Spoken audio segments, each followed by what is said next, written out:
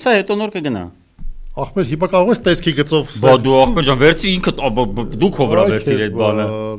Միացրեք։ Հիմա նայ, եթե դու միանան Գոհար Մելոյանին չասես, որ ինքն էլ շատ թարմ լավ տեսք ունի, դա դիսկրիմինատիվ Բայց կարող է իրականում շատ թարմ տեսք չունենա, այդ մարդը 100 հոգու ղեկավար է եղել։ 3 օր 100 հոգու ղեկավար է։ Դե հիմա նայ ու ասա, 100 հոգու ղեկավարը լա, ինչ տեսք ունի Մելոյան Գոհար։ Միանշանակ նույն բաներն եմ ասում, Գոհար ջան ողջույն։ Գոհար ջան, պրիվետ։ Ողջույն հարգելի ոնց է հպարտանում քո նրանով որ դու իմ ուսանող ես եղել։ Այ ես փոխադարձա միշտ։ Ընկեր Մելիքյան ջան, եւ արդեն ղեկավար ես եղել, քանի հոգուց էր դիտորդական առաքելությունը։ Ասեմ, մեր դիտորդական առաքելությունը, եթե թույլ կտաք, մի հատ նախապատմությունը ներկայացնեմ։ Դիտորդական առաքելությունը համատեղ պարլամենտարիզմի զարգացման միջազգային կենտրոնը ու Հայաքվե նախաձեռնությունն են եղել։ Շուրջ 200 հոգու էր հասնում, բայց զուգահեռ համ Փարաքար, համ Գյումրի համայնքներում ենք իրականացնելու։ Ես հիմնական աշխատանքներում ներգրաված եմ եղել Գյումրու հետ կապված ու զուգահեռ նաև մեր պարլամենտարիզմի քվոտայով էլ եւս լրացուցիչ 30 դիտորդ ենք ունեցել։ Իրականում տաժանակիր աշխատանք էր, բայց հոյակապ կազմակերպված։ Ես խորին շնորհակալությունս եմ ուզում հայտնել մեր բոլոր դիտորդներին, մարդիկ թե Գյումրուց են, թե մեր գործընկերներն են, Հայաքվե նախաձեռնությանն եմ խորին շնորհակալություն հայտնում։ Նախապատվությունը հետևյալն է, դեռևս երբ նախանշված չէին այս ընտրությունները, Հայաքվե նախաձեռնությունը նախաձեռնել էր դիտորդների վերապատրաստման դասընթացներ։ Ես ինքս վարել եմ այդ դասընթացների մի հատվածը,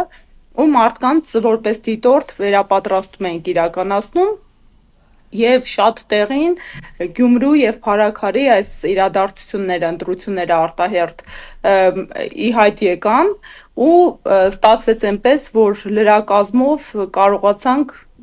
իմ համար սա դիրքեր էին, դիրքերում գտնվենք, ինչու ենք դիրքերում, որովհետեւ 21 թվականին ես արդեն փորձառություն ունեմ պարլամենտարիզմով։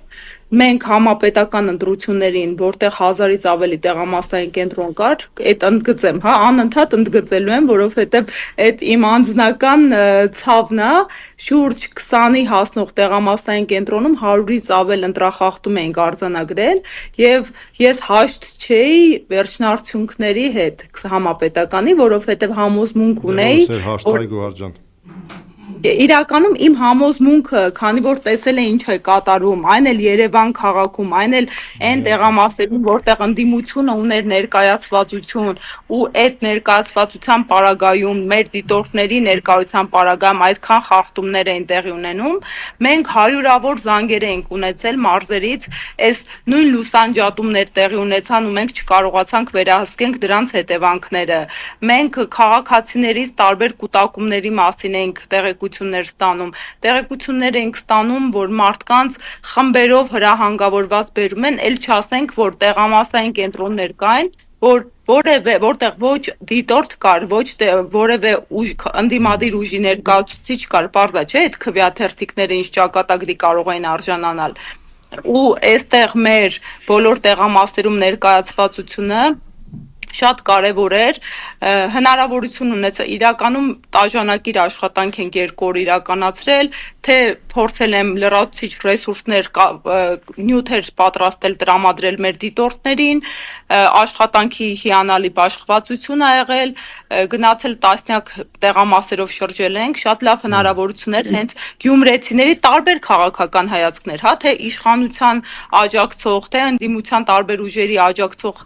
մարդկանց հետ շփվելու ու հոյակապ էր, որ մարդկանց տրամադրվածությունը իրոք մարտական էր։ Ես շատ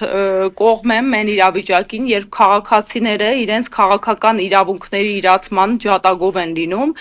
հենց դրա մասին է վկայակոչում այս կրկնապատիկ մասնակցելիությունը։ Եթե 21 թվականին նախորդ ընտրություններին շուրջ 27000 մարդ ընտրական իրավունք ունեցող անձ էր մասնակցել, այս ընտրություններին 25 թվականին 45000-ից ավել մարդ մասնակցեց։ Բայց արի չմոռանանք, որ նաև այնտեղ շատ կասկածելի տեղամասեր կային, նոր Անժելայի հետ էինք խոսում, որտեղ որ ԿՊ-ն բավական բարձր ձայներ էր հավաքել, այն որ տենց մեկ էլ կասկածելի ինչ որ մարդիկ են գալի, մեկ էլ վերջում պարզվում է, որ շատ մեծ Անկեր Մելիքյան, մենք բազմաթիվ խախտումներ ենք արձանագրել ու խախտումները համատարած են 82 տեղամասերում էլ չկա տեղամաս, որտեղ խախտում արձանագրված չլինի, չնայած ի պատիվ որոշ հանձնաժողովների իրենք բավականին պատշաճ կերպով էին փորձում կազմակերպել աշխատանքները, հաշվի առնենք, որ քաղաքացիները այնքան էլ իրազեկ չէին, շատ երկու տեսակ խախտումներ կային, խախտումները տեխնիկական բնույթի էին և խախտումները էական, բովանդակային բնույթ ունեին, այն պայմաններում, որ սկսած ողջ ընտրական գործընթացի մեկնարկից այս աստիճանի վարչական ռեսուրսեր ներգրաված, նախընտրական քարոզչության էական խախտումներից, ամփոփված Այստեղ մի կարևոր բան ասեմ, էլի Գոհար ջան, չմոռանաս խոսքդ, շատ հաճախ մարդկանց մոտ ընտրություններ կեղծել հասկացությունը ասոցացվում է քվեարկության օրվա հետ, այսինքն քվեարկության օրը ինչ է արվում, չգիտեմ, բերում են մարդկանց քվեարկել են տալիս, լցոնումներ են անում, այլ ընտրախախտումներ են անում,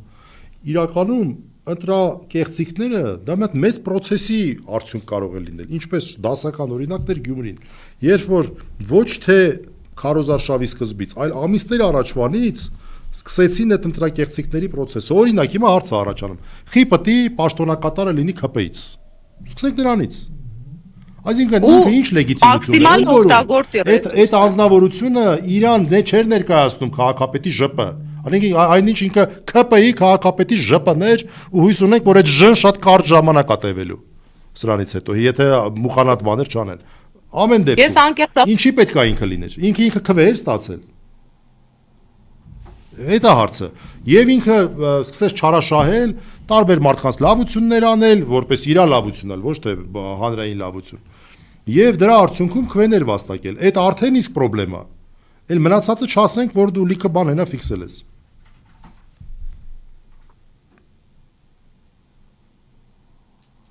Տեսը մենակ այսօր չէր, որ տեղի լսվում է։ Լսում ենք, Գոհար ջան։ Հա, այս պրոցեսը այսօր չէր, որ տեղի ունեցան այս մասշտաբային ընտրախախտումները, սա շարունակական պրոցես էր, անգամ մինչև նախընտրական քարոզչության սկսելը, երբ թեկնածուներից մեկին ով պոտենցիալ ենթադրվում էր բավականին հանրային աջակցություն ունի, Բերման կոպիտ բիրտ ուժի կիրառմամբ Բերման ենթարկեցին իր թիկնապահի հետ ու դրան ընդդիմադիր թեկնածուներին Ռուբեն Մխիթարյանի հրավիրումը քննչական կոմիտե հենց քարոզչության թեժ ընթացքում, երբ մարդը ստիպված եղավ դադարեցնել եւ Գյումրուց հասնել Երևան, դրան մեզ թվում էր, որ էպոպեյան ընտրություններից 3 օր առաջ երկու դաշինքների նկատմամբ իրավապահ մարմինների այդպիսի օպերատիվ հետախուզական քողի ներքո միջամտություններ, երբ ուժերից մեկը այդ օրը մեծ հավաքում էր նախատեսված ու երեկոյան բոլոր թեկնածուների բանավեճներ նախատեսում, բայց դե այսօր բոլոր սպասումներն անցան, իրականում մասշտաբային էին մարդկանց նկատմամբ վարչական ռեսուրսը ու բավականին լավ կազմակերպված ուղղորդված էր իրականացվում իշխող ուժի կողմից։ Մենք հայտնաբերեցինք, ես մոտս արձանագրած տեսանյութերի ու նկարների տեսքով ունեմ, գրեթե բոլոր տեղամասերում քաղաքացիական պայմանագիր կուսակցության վստահված անձինք հատուկ ցուցակներ ունեին ու հաշվառում էին իրականացնում մարդկանց, ովքեր պետք է գային տեղամասային կենտրոն, պետք է այդ բանաձևը փորձենք վերհանել, որովհետև կային տեղամասային կենտրոն ոչ թե հերթականությամբ զուտ նշում էին մարդկանց, ովքեր մուտք ու ելք էին անում, այլ նշում էին կոնկրետ մարդկանց ու ֆիքսած ունենք, որ որոշ մարդկանց հետ ինչ հաղորդակցման մեջ են մտել, անգամ տեղամաս ենք ունեցել, որտեղ վստահված անձը նստած սեղանի շուրջ բաց ցուցակ է ունեցել անվանական ու հերթով նշել է, որ քաղաքացին եկավ, որը չէ։ Ունեցել ենք տեղամասեր, այսպես կոչված գծի հետևի թաղ, այնտեղ խայտառակություն էր տեղի ունենում, վարչական մարդկային կուտակումները անընդմեջ էին, մենք պարբերաբար դիտորդներով գնում ենք, փորձում ենք ոստիկանությանը դիմելով, կոչով այդ վարչական իրավախախտումների վերաբերյալ օրենսգրքի պահանջը ապահովել, այն ասում է, որ 50 մետր շարավով շարունակական այդ մարդիկ զբաղված էին 80 տարեկան տատիկներ ձերբակալելով, բա հո չէին գա ընտրական օրենսգիրք պահել այդտեղ։ Իմիջայլոց այն բան են, բոլոր հարցերի մասնագետը նա էլ չէ դիտորդություններ անում։ Այս ամեն ինչը իրանք ֆիքսում էին, թե չէ։ Ինչպես հասկացա, անգամ հանդիպել ենք նույն տեղամասային շրջանում, որպես խնդրահարույց, ոնց հասկանում եմ, այո, իրանք էլ են, իրանք երկուստեք են, համ մեր արձանագրած խախտումներն են անվանարկում, ուղղակի մի փոքր նեղ են մոտենում էլ իրավական տեսանկյունից հարցերին, համ իրենց կողմից են արձանագրումներ անում, օրինակ լրացուցիչ ցուցակների հայտ եկան, ու հենց ես տեղամասային կենտրոնում եմ, մի քաղաքացին եկել էր, ոչ անձը հաստատող փաստաթուղթ ուներ, ոչ մշտական բնակության վայրներ հաստատված, երկուսի համար էլ ոստիկանությունը ժամանակավոր փաստաթուղթ էր տրամադրել, ու ապարատը չէր կարդում սարքը, որով պետք է կտրոն տրամադրեն ու գրանցեն քաղաքացին,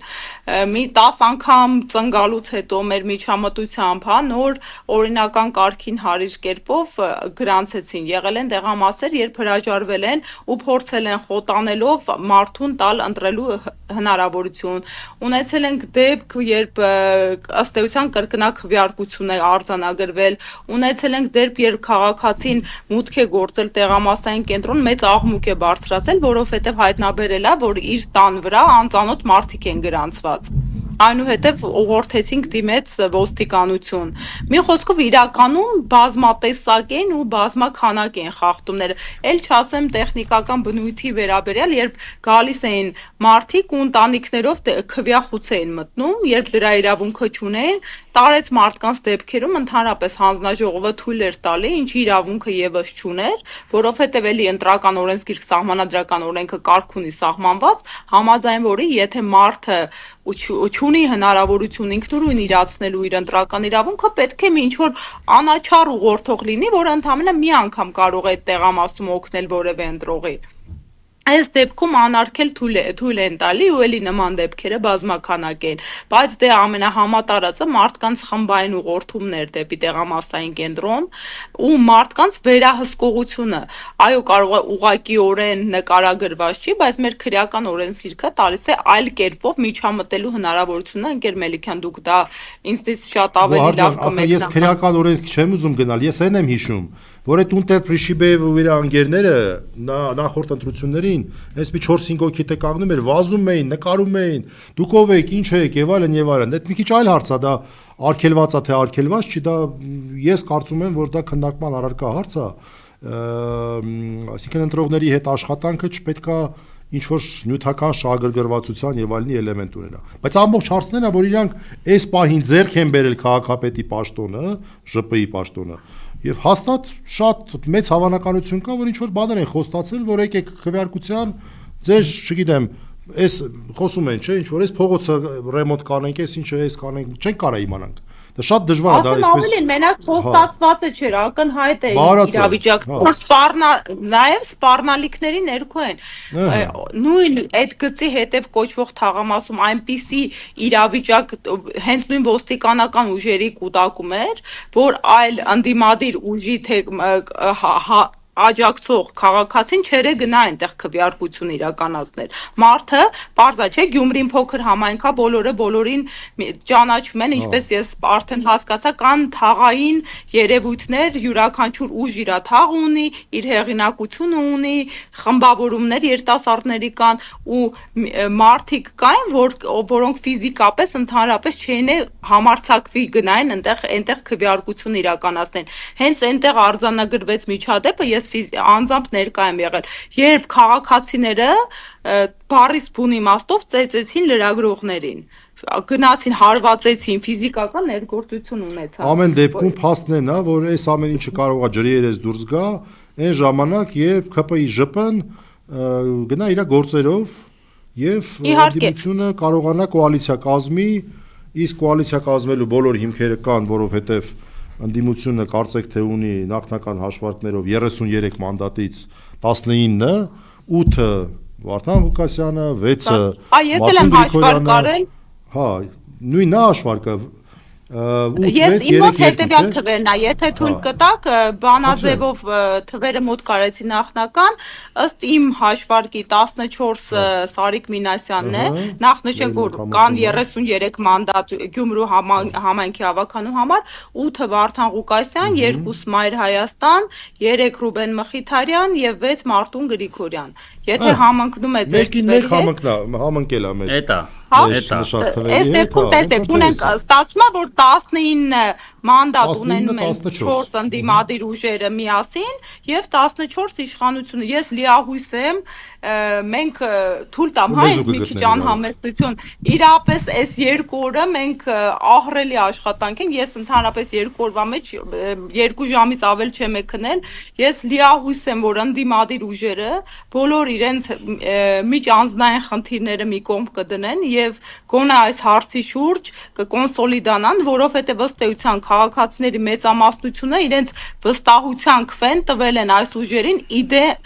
ի հակառակ իշխող ուժի, այսինքն Գյումրում ապրող բնակիչը ցանկություն չունի, որ իրեն իշխի այսօրվա իշխանությունը։ Դա է ուղերձը քաղաքացուն։ Եվ նաև մի հատ ուղերձել արդեն ճիշտ կլինի, մենք ասենք, որ հարգելի ընդդիմադիր ուժերի ներկայացուցիչներ, իմացեք, որ եթե վստահ եմ այդպես չի լինելու, բայց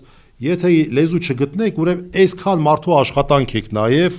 ջուրը գցելու, որոնք որ ապահովել են այն արդյունքները, որոնք արձանագրվել են։ Էլ չասեմ հետևանքները։ Այո, որովհետև եթե այս մարդիկ այդտեղ չլինեն, հնարավոր է, որ այլ արդյունքներ ԿՊ-ին հաջողվեր արձանագրել, իրենց համար շատ ավելի շահեկան։ Դրա համար տեսեք, թե ինչ վիճակում են մարդիկ, օրերով չեն քնել, տանջվել են, որպեսզի կարողանան անպայման կուզեն նաև մեր հարգարժան զանգվածային լրատվության միջոցներին էլ խորին շնորհակալություն հայտնեմ։ Մարդիկ իրապես էլի կարծես այս մեր դիրքերն էր զինվորի պես փութաջանորեն հետևողականություն էին դրսևորում բոլոր խախտումներին, տեղամասերում,